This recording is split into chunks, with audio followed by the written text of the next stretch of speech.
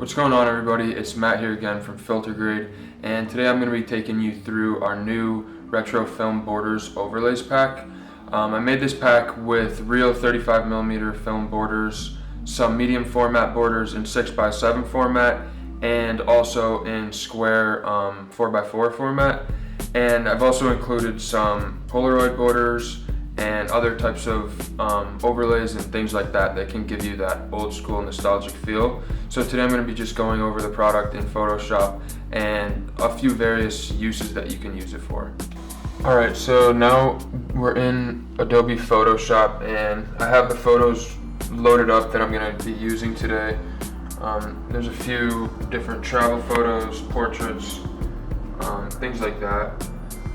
And these were all shot with digital cameras, so this isn't one of those packs that you can only use, film photos for. I think it's also good to use digital photos. And we're gonna just go ahead and open up the film borders pack. You can see there's all different kinds of borders in here. Let's go ahead and start with one of the 35mm borders.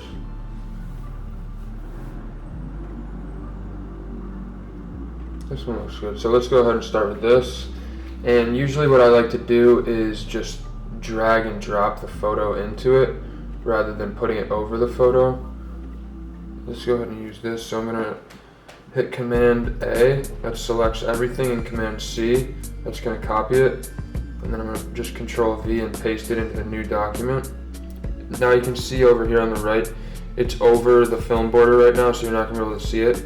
So you can go ahead and bring the border on top, and now the photo will be in the back. And then you can hit Command T, and that'll let you to resize the image. And just gonna scale this down a little bit, and then adjust it. And now you can see everyone's in the image. I think the film border looks really nice on it. It adds that cool feel to it. I think that looks super nice. So that's a really good example of just how to, add in the border on top. Let's go ahead and try another border, and what I'm gonna do is add some noise and some other effects to the photo as well, so it looks even a little bit more vintage too. Let's go ahead and play around with one of the medium format borders. This one looks cool. So I'll pull up this portrait of myself. Again, Command A and Command C, then go to the film border and then Command V, and then adjust the border to be on top, and then I'm going to crop the image just a little bit, but this medium format border looks sick, I think. So that looks pretty cool. And then I'm going to go ahead and I'll duplicate the image layer just so I have another one to work with for the filter. And then on the duplicated layer, I'm going to select Filter, Noise, and then Add Noise. And on here, I'm going to zoom out just a little bit and move it over. And you can just play around with this. Obviously, you don't want to go too overboard and make it look unrealistic, but adding noise to the photo will definitely help make it look like a real film photo. So I'll bring that down. I'm gonna make that just 20 and set it there. And then also on this same layer, I'm gonna add filter, noise, and this time dust and scratches. So again, just move it a little bit over. Now scratches, you kind of got to be careful with. You don't want to really mess with the radius because, as you can see, it really messes the image. So I'd leave that at 1. And then if you're going to play with anything at all, you can play with the threshold. That's just the amount of dust and scratches. As you can see, it's changing a bunch. I'm not going to overdo it too much. I'll do around 60 looks pretty good though. So let's leave it right there. I think that looks like a really good photo. It even looks like a film photo now, even though it was shot on digital, because of the border and just the simple effects like that. That's really nice. Let's go ahead and also take a look at, we have some black and white film borders too from the 35mm format. I think that look really cool. This one's really nice because it has a little marker outline here. So let's go ahead and get another one of these portraits. I think the portraits look best with the 35mm borders. Where are the portraits? Let's see. Alright, perfect. So Command A, Command C, and then let's go back to the border and just paste it down. And I'm gonna move it out.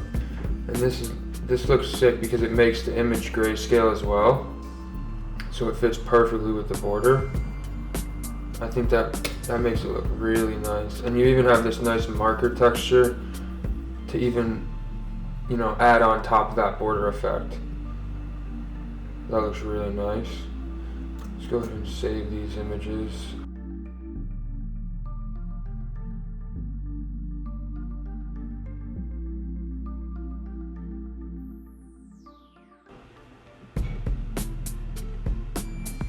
Okay, this one looks nice. Let's put a medium format border on this one.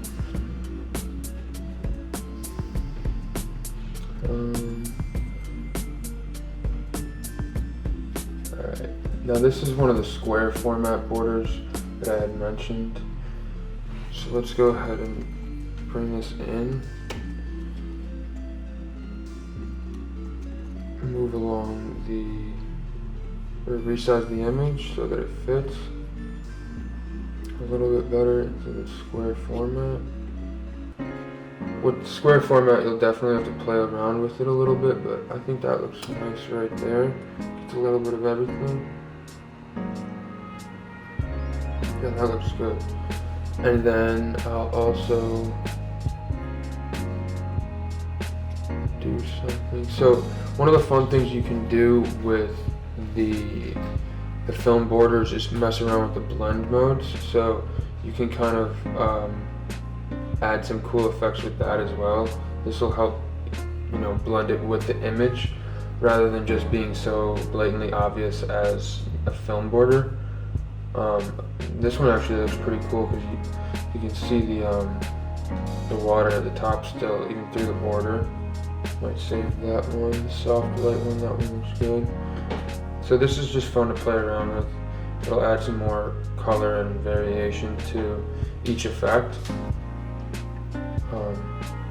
This one's pretty neat, exclusion. But I'm gonna go ahead and go with soft light, I think.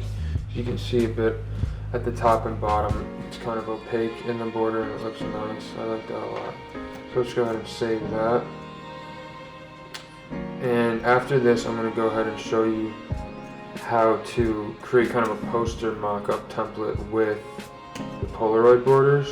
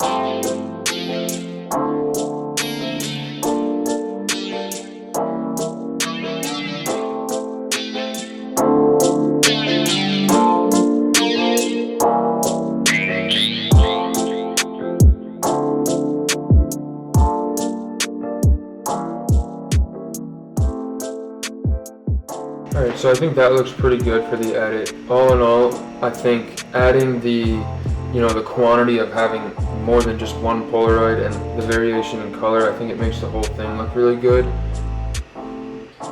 And so that's about it. If you have any questions about using the film borders or any of the overlays or any of the ways that I manipulated them with the blending layers or adding noise to the photos or anything like that, feel free to leave a comment below. Or reach out to me on Instagram at Matt_Maloney. But other than that, I appreciate you watching the video and hope you enjoyed. Thanks and have a good one.